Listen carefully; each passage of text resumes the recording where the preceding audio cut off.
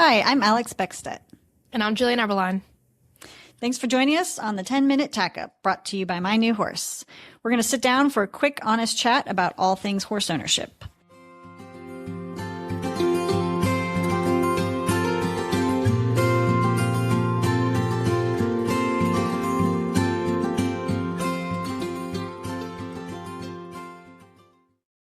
Hello, everyone. Welcome to this episode of the 10-Minute Tack-Up, where summer is finally in full swing and it is hot out, and we are trying to figure out how to stay comfortable and keep ourselves and our horses safe when we're out at the barn, whether we're riding or just doing chores, whatever. Jillian, I know that you are in the heart of the heat right now in Florida. How hot is it, or how hot is it going to get this summer? It's 91 right now with 59% humidity. So I will not be going outside for a few hours.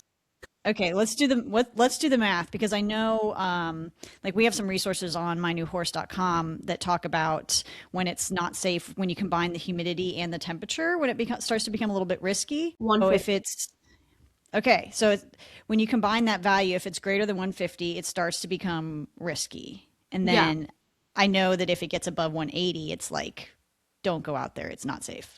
Don't ride your horse today.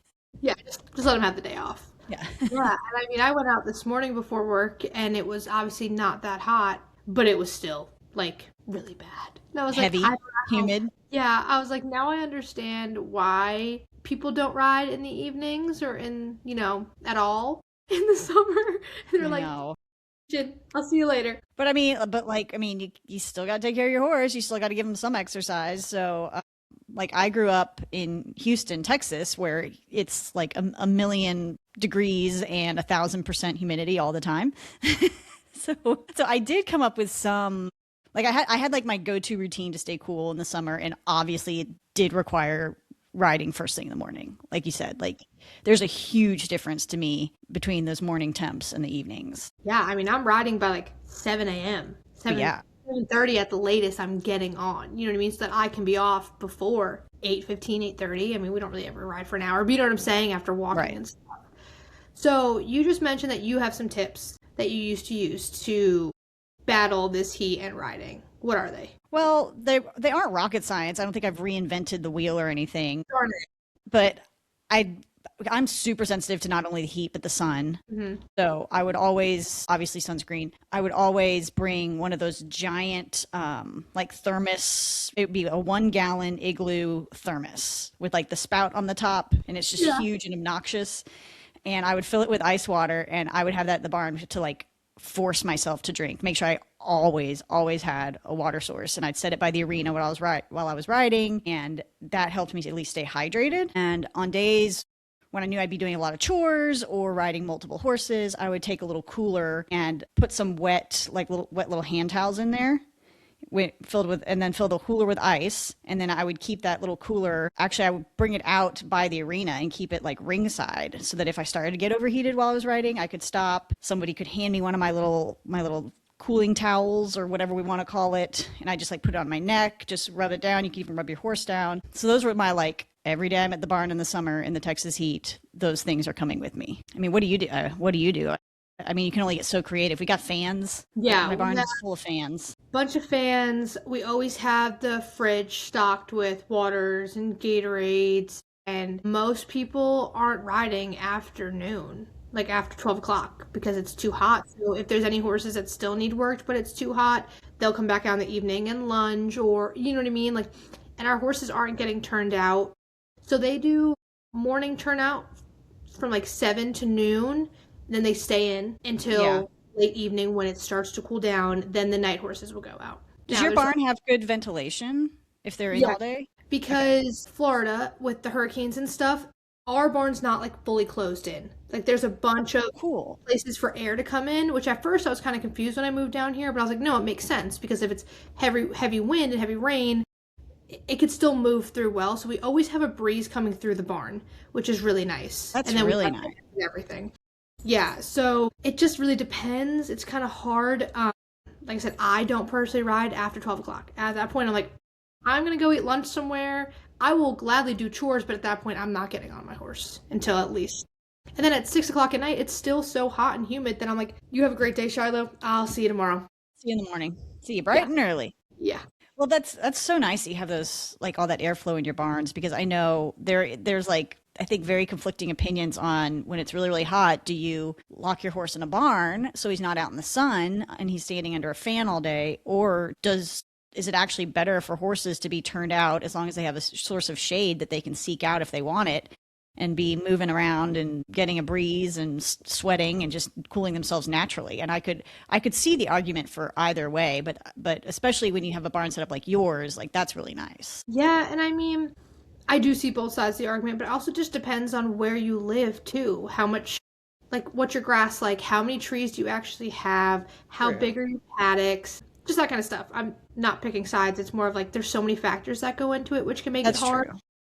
Yeah. I think if most of our horses were out all day with how bad the flies and the bugs and the heat, Yeah. like the random rain showers too that we get for like an hour, I think these horses would be miserable and not covered in fungus with scratches and just that kind of stuff because the weather changes so quickly down here That's that true. it's Yeah.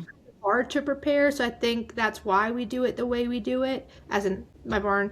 But like for us, it works. I'm not saying it's perfect. I'm not saying that there's no room for improvement, but for us, it's what seems to work best for how many horses we got. Yeah, every situation's different for sure. Do you ever sponge your horse down before you ride? Because I know my horse gets a bath obviously after, but I don't often think to do it beforehand. What's the rationale behind that? Well, I think it's that if you sponge your horse down on his like chest, neck, shoulder, flank, obviously not where you're going to put your tack, but before you ride, then that like natural evaporative cooling action, like as if you were sweating, happens while you're riding. So it makes your horse a little bit cooler while you're riding. Never So heard of that before, but I kind of want to try it. you 'Cause it wouldn't should. hurt. Shiloh might appreciate it. He might. Or he might be like, lady, what are you doing? Well, he is afraid of water. I think I told you that before. Yeah, I forgot about that. He's afraid of that. Anyway, so what are some other? Can you think of any other tricks, even just like in the barn with your horses, keeping them cool? Well, They- there's one thing that I would like to try, and I don't know if I could get a barn owner to agree to do it for the whole barn, but maybe I could just do it in my horse's stall. My favorite little like cafe to go to around my neighborhood that has a really awesome patio because they only have outdoor seating, they don't have indoor seating. They equip it with misters all around.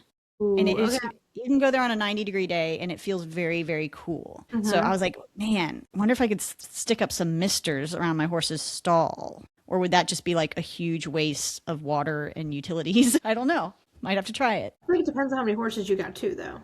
Yeah. Yeah, if you've got your own private little barn, I'd throw up some misters. Keep me cooler while I'm picking stalls. Literally, if anyone has misters, please let us know your opinions because now we're starting to Please. plot over here. I need to know. We need to survive this summer. Yeah, goodness gracious. That's a good idea, though, misters. I know there's one horse in our barn who's not a good sweater. Like, at all. That's a big problem, yeah. Pretty common with quarter horses. He does sweat, but like I said, it's just harder.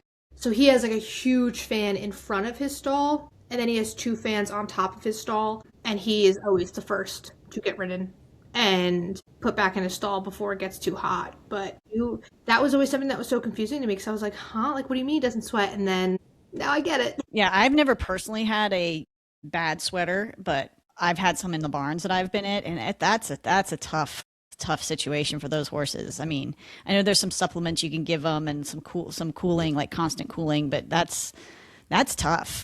We had one horse that we had to sell to a northern climate because he was just miserable. Yeah, I think this horse needs a mister. Well, I think the other thing that we just can't overlook is the importance of water, like lots of fresh water for your horse and a lot of fresh water for you, for your horse, checking it regularly, making sure your horse is hydrated. Can never overlook the importance of hydration and water. And even like electrolytes and stuff too, no? Yeah, absolutely. Electrolytes. Well, if anybody else has any amazing cooling ideas that we can use this summer, please leave them in the YouTube comments or email us at mynewhorse@equinenetwork.com, and we will see you in July.